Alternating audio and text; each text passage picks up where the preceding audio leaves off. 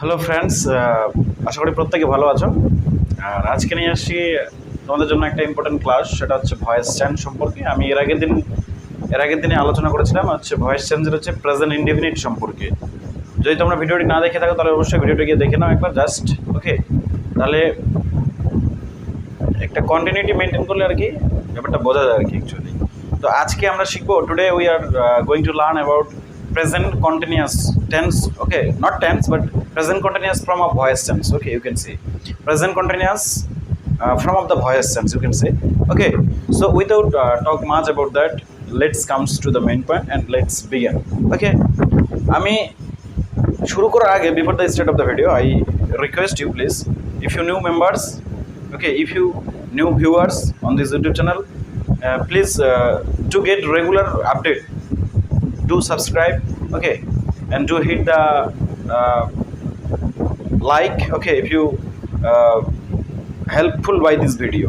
So without talk much about that, let's begin. Okay, comes to the main topic. তো প্রত্যেকে আমরা বইয়ে পড়েছি প্রেজেন্ট টেন্স সম্পর্কে, অর্থাৎ প্রেজেন্ট কন্টিনিউয়াসের যে প্রেজেন্ট কন্টিনিউয়াস টেন্স সম্পর্কে তো পড়েছি, কিন্তু প্রেজেন্ট কন্টিনিউয়াসের যে ভয়েস সেন্সটা হয় সেটা সম্পর্কে আজকে আলোচনা করব।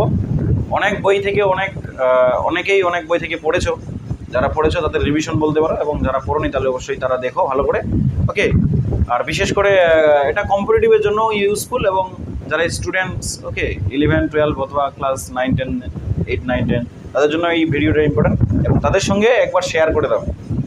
আমি রিকোয়েস্ট করবো তাদের সঙ্গে শেয়ারটা করে দাও। ওকে, তো আজকে আমরা প্রেজেন্ট কন্টিনিউয়াস যেটাকে বলছি, present continuous you can say. Present continuous tense সম্পর্কে সবাই জানি, বাট প্রেজেন্ট কন্টিনিউয়াসের যে ভয়েস টেন্সটা সেই সম্পর্কে আজকে আলোচনা করব। ওকে, তো প্রেজেন্ট কন্টিনিউয়াস অ্যাক্টিভ আর হচ্ছে প্যাসিভ বলে আমাদের রয়েছে।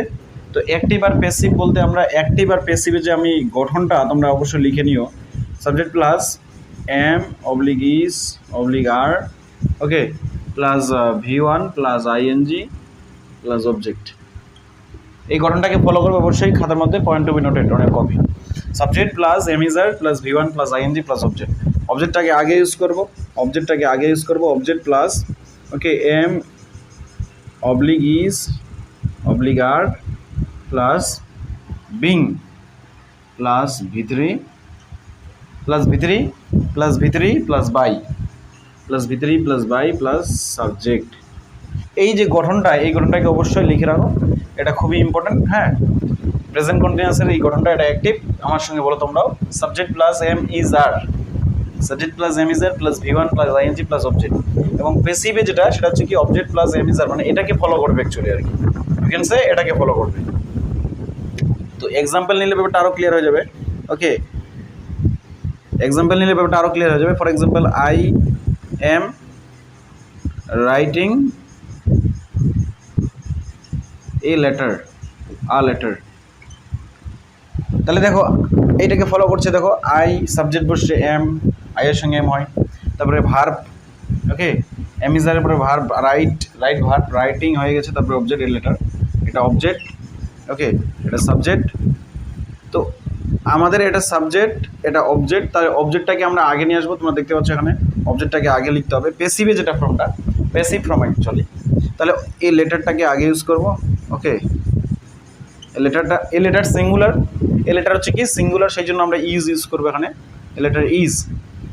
তখন বিং ইউজ হবে, দেখো বিং, এম ইজ আরের পরে বিং হবে, তারপরে হচ্ছে বিং ইউজ করবো, বিং, ওকে, প্লাস হচ্ছে V3, not V3, sorry, being use করলাম। তারপরে হচ্ছে কি রিটেন, বিং এর পরে হচ্ছে কি রিটেন ইউজ করবো, because written is the third form of right. Okay, written অর্থাৎ রাইট যে আছে, WRIT, রাইট, রোট, রিটেন, এটা V1, এটা V2, এটা হচ্ছে V3। এটা মনে রাখো অবশ্যই তোমরা, আমি আশা করি প্রত্যেকে তোমরা জানো রাইট, রোড, রিটেন ভার্বে যে তিনটা বেসিক্যালি ফর্ম আর কি actually, write, wrote, written, go and gone, okay, eat ate eaten, you can say.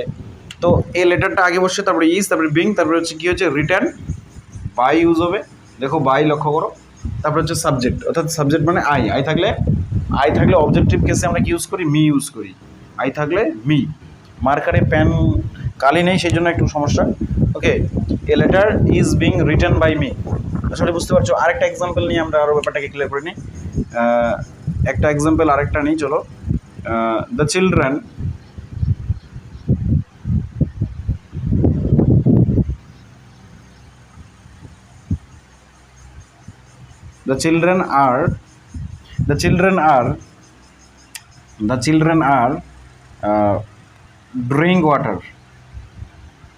drinking water, you can say drinking water, okay, the children are drinking water মানে শিশুরা কি জল খাচ্ছে, you can say শিশুরা জল খাচ্ছে in Bengali form, okay, the children are drinking water।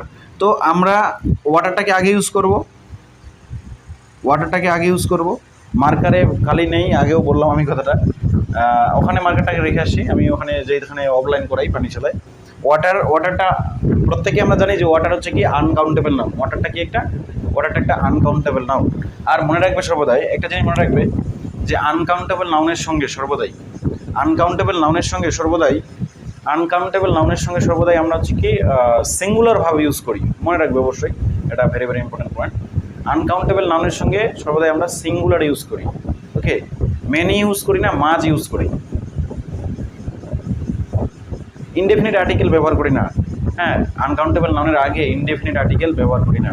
তো অবশ্যই এই জিনিসটা মনে রাখবে, ওয়াটারটা যদিও বহুবচন কিন্তু এটা uncountable noun. And we know that the uncountable noun এর সঙ্গে যে ভার্বটা সেটা সিঙ্গুলার ইউজ করবো, অর্থাৎ ইজ হবে এখানে। ওয়াটার ইজ হয়েছে, বিং হবে এখন,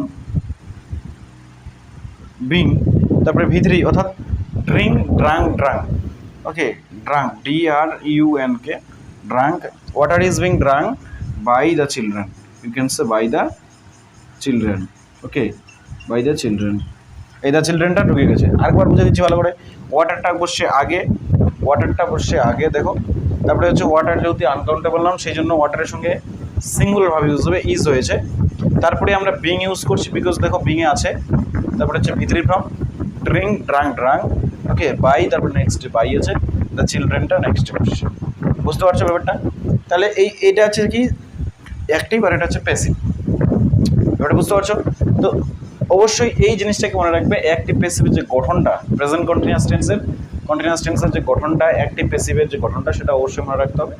তাহলেই কিন্তু একটু করে পারা যাবে আর কি। অ্যাকচুয়ালি যদি বেসিক জিনিসগুলো জানা থাকে, যেমন অবজেক্টিভ কেসে কী হয়, আই এর অবজেক্টিভ কেস মি হয়, উই এর অবজেক্টিভ কেস কী হয়, উই থাকলে আজ হয়, দে থাকলে দেম হবে। তো এই জিনিসগুলো যদি জানা থাকে তাহলে অবশ্যই খুব একটা টাফ না, খুবই সহজ, জলের মতো সহজ যদি বুঝতে পারো ভালো করে।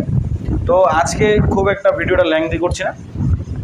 এরপরের দিনে আবার হচ্ছে কি প্যাসিভ নিয়ে আলোচনা করব। কন্টিনিউয়াস টেন্সে প্যাসিভ দিয়ে দিব, এবং প্যাসিভ থেকে active, how to translate from passive to active of present কন্টিনিউয়াসের voice tense, present continuous tense of voice tense. Okay, you can say. আশা করি প্রত্যেকে বুঝতে পেরেছো ভিডিওটা। অবশ্যই যদি হেল্পফুল হও, ওকে, if you help by this video, do let us know, press the share with your friends and with your relatives, those are interested to learn spoken English as well as the basic properties of English grammar, you can say. Okay, so without further delay, I am going to conclude of this video. Okay, অবশ্যই শেয়ারটা করে দিও বন্ধুদের সঙ্গে, বেশি ভিডিওটিকে বড় করছি না। ওকে, বুঝতে পারছো ব্যাপারটা? তো চলো, okay, take care of yourself and take care of your family. Okay, that's it. Okay, best of luck.